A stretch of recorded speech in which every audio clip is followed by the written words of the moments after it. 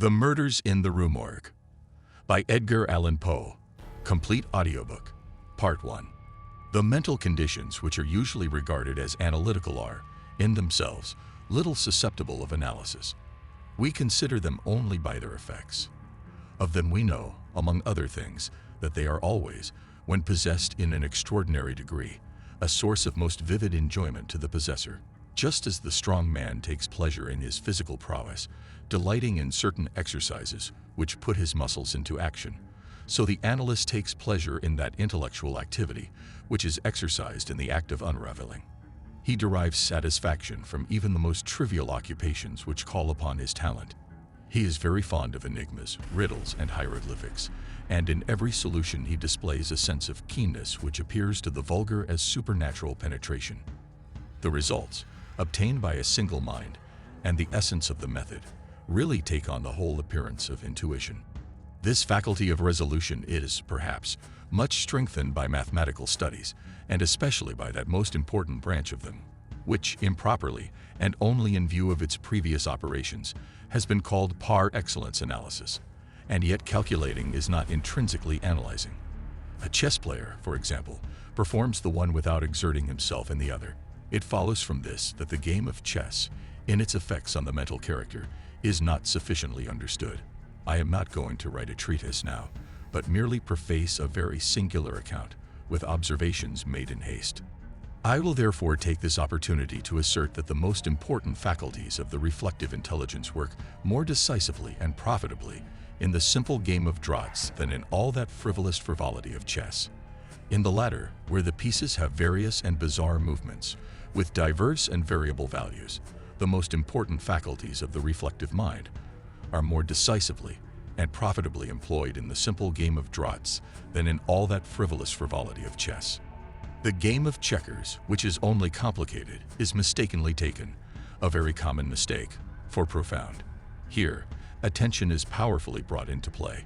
If it falters for a single moment, a lapse is made, the results of which imply loss or defeat. Since the possible moves are not only varied but complicated, the possibilities of these lapses are multiplied. In 10 cases, 9 times the player most capable of concentration triumphs, and not the most perceptive.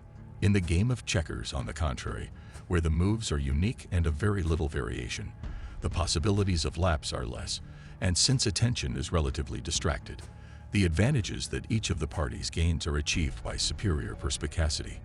To be less abstract, let us suppose, for example, a game of checkers where the pieces have been reduced to 4 queens and where lapse is not possible. Obviously, in this case, victory, the players being on equal terms, can be achieved by a game of checkers, which is a game of checkers where the number of pieces has been reduced to 4 queens and where lapse is not possible. Obviously, in this case, victory, the players being on equal terms, can be achieved by a game of checkers where the players are on equal terms. To decide by virtue of a recherche movement resulting from a determined effort of the intelligence.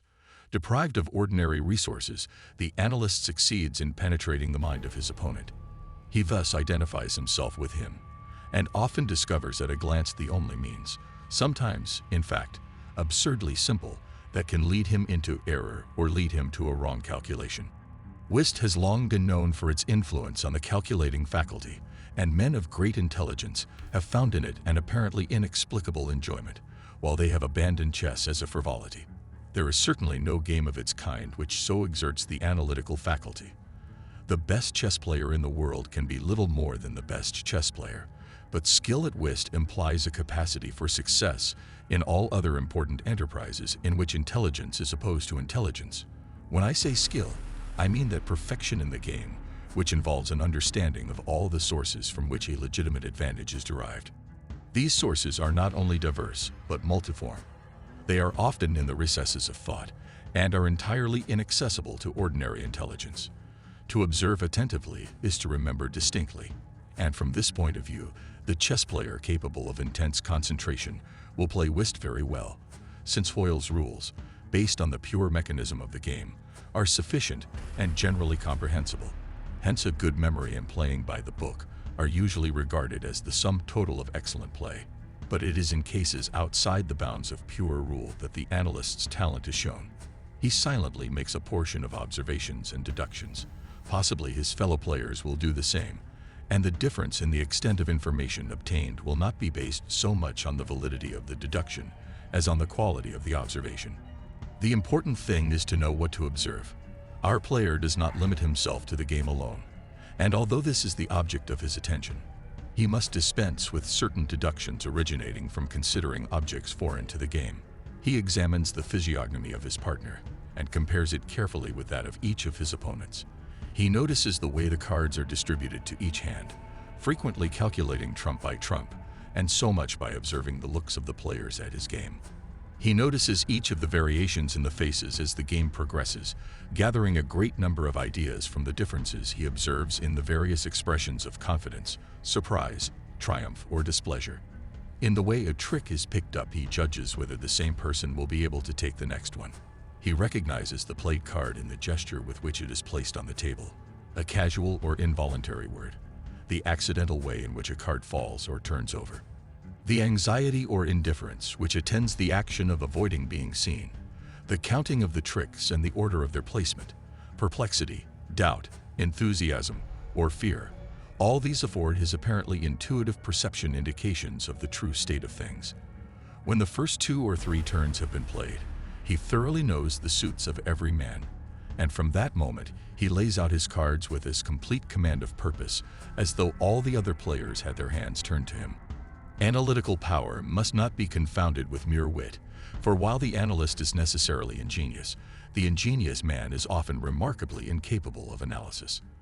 The constructive or combining faculty, in which wit generally manifests itself, and to which the phrenologists wrongly, as it seems to me, assign a separate organ, supposing it to be a primordial faculty, has been so often observed in individuals whose intelligence bordered on idiocy that it has attracted the general attention of writers on moral subjects. There is, indeed, a much greater difference between wit and analytical aptitude than between fancy and imagination, though of a strictly analogous character. Indeed, it will easily be observed that the ingenious man is always fantastic, while the truly imaginative man never ceases to be analytical. The following account may serve to illustrate the reader in some way in an interpretation of the propositions I have just anticipated.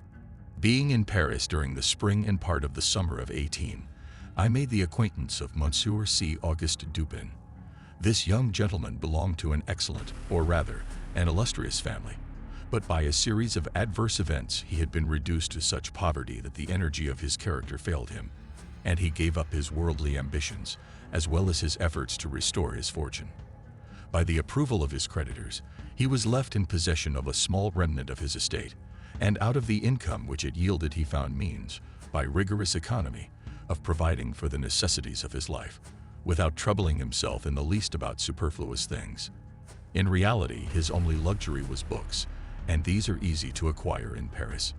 Our acquaintance took place in an obscure library in the Rue Morgue, where we were brought into close intimacy by the coincidence of our search for a very rare, and at the same time remarkable volume. We met frequently. I had been keenly interested in the simple history of his family, which he told me in detail with all the candidness with which a Frenchman confides in himself.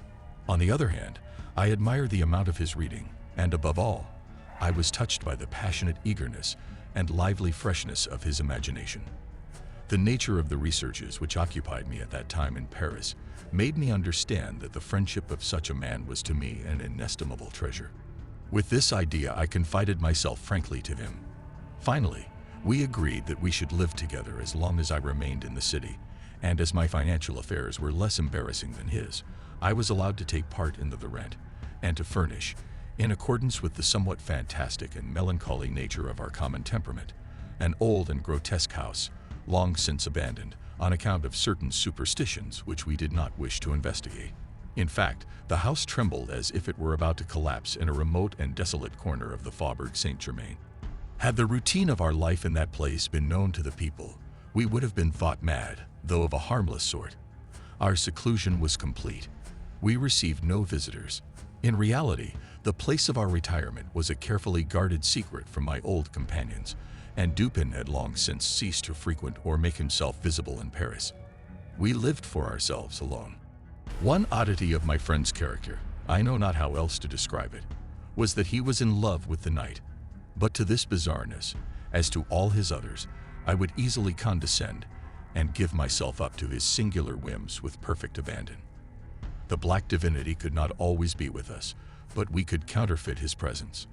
As soon as morning dawned, we would immediately close the heavy shutters of our old house and light a pair of candles, intensely scented and giving out only a pale and feeble glow, under which we would give up our souls to his reveries, read, write, or converse, until the clock warned us of the coming of real darkness. Then we would go out arm in arm, strolling through the streets, continuing the conversation of the day and prowling about until very late, seeking through the bizarre lights and shadows of the crowded city those innumerable mental excitements which we had not yet seen. Can provide quiet observation. Under such circumstances, I could not help noticing and admiring in Dupin, though I was already, from the rich imagination with which he was endowed, prepared to expect it, a peculiarly analytical talent. On the other hand, he seemed to take intense delight in exercising it, if not exactly in displaying it, and did not hesitate to confess the pleasure he took in it. He flattered me mockingly that many men, to him, had windows in their breasts, and was accustomed to support these assertions by very striking and direct proofs of his intimate acquaintance with me. At such moments his manner was icy and abstracted. His eyes were expressionless, while his voice, usually richly attenuated, rose to a high pitch, which would have seemed petulant but for the ponderous and complete clearness of his utterance. Often, seeing him in such a mood, I meditated upon the ancient philosophy of the double soul, and was amused by the idea of his being in a state of unconcern. A double Dupin, the creator and the analyst. From what I have just said, one must not think that I am recounting some mystery or writing a novel. My observations concerning this Frenchman are only the result of a hyperestheticized or perhaps sick intelligence. An example will give a better idea of the nature of his observations during the period to which I refer. We were walking one evening along a long, dirty street near the Palais Royal.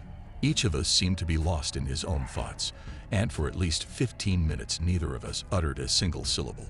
Suddenly Dupin broke the silence with these words: "Actually, that boy is too small and would be better off at the Théâtre des Vérités."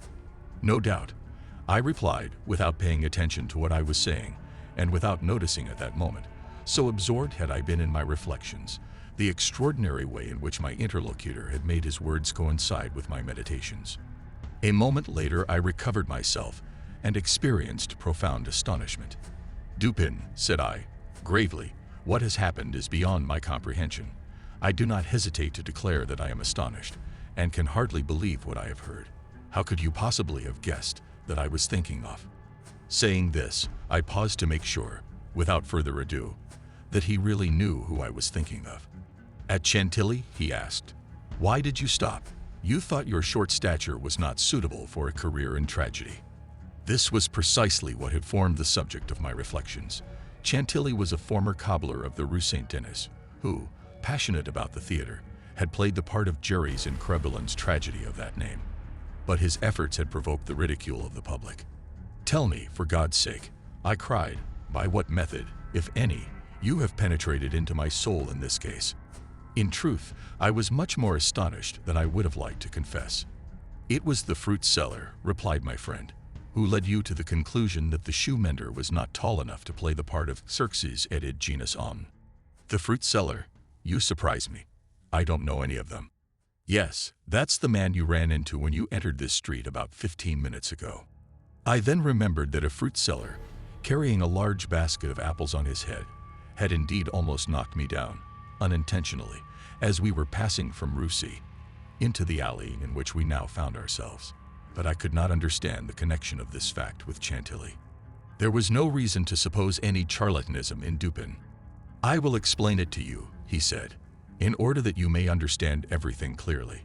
Let us first go over in reverse order the course of your meditations from this moment, when I am speaking to you, to that of your meeting with the fruit seller. In reverse order, the most important links in the chain follow one another in this way: Chantilly, Orion, Dr. Nichols, Epicurus, stereotomy of the paving stones, and the fruit seller. There are few persons who have not, at some time in their lives, amused themselves by tracing in reverse the stages by which certain conclusions of their intelligence have been reached.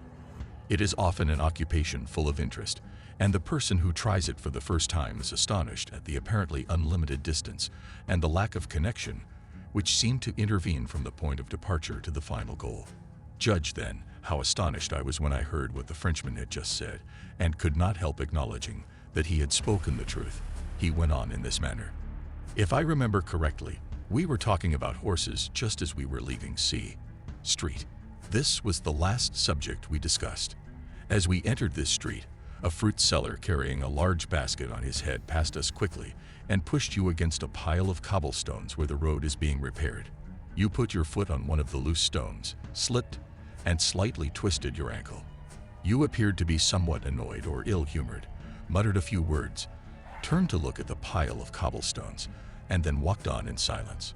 I was not paying any particular attention to what you were doing, but for a long time now observation has become a kind of necessity for me.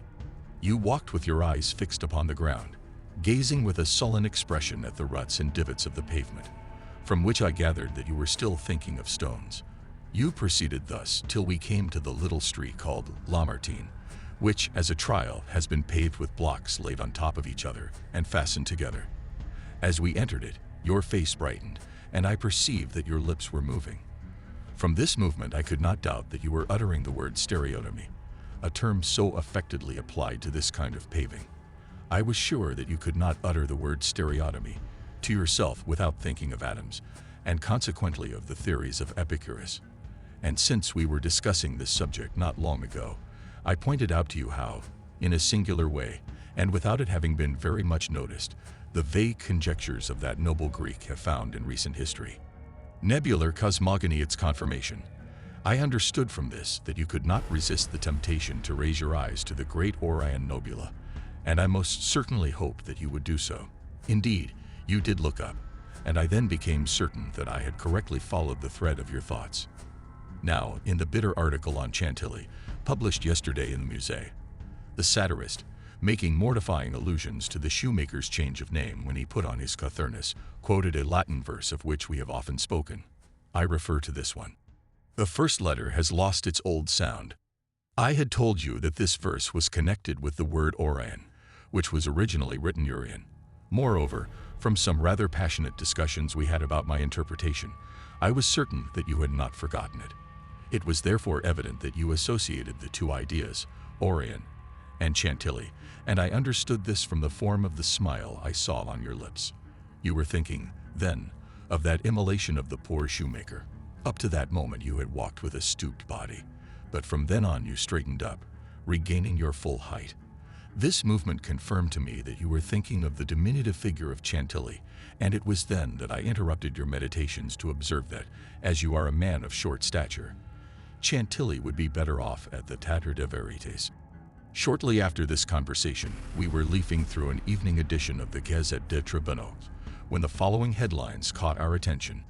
Extraordinary tiraillements.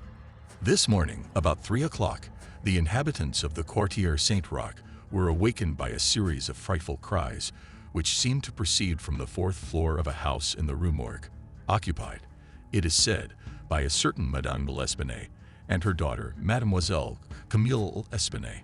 After some time had been spent in fruitless efforts to gain a proper entrance into the house, the front door was forced open with an iron crowbar, and 8 or 10 neighbors entered, accompanied by 2 gendarmes. At this moment the cries ceased, but as soon as these people hurriedly reached the first landing of the staircase, 2 or more harsh voices were heard, which seemed to be quarreling violently, and which came from the upper part of the house. When the people reached the second landing, these noises also ceased, and all remained absolutely silent. The neighbors hurried through all the rooms. At last they came to a large room on the 2nd floor, and the next door was opened, and the neighbors were seated in a chair. The rear part of the 4th floor, the door of which had to be forced open because it was locked inside, offered those present a spectacle that shocked their spirits not only with horror, but with astonishment. The room was in violent disorder, the furniture broken and scattered in all directions. There was no bedding left but the frame of a bed, parts of which had been torn off and thrown upon the floor. A straight razor, stained with blood, was found upon a chair.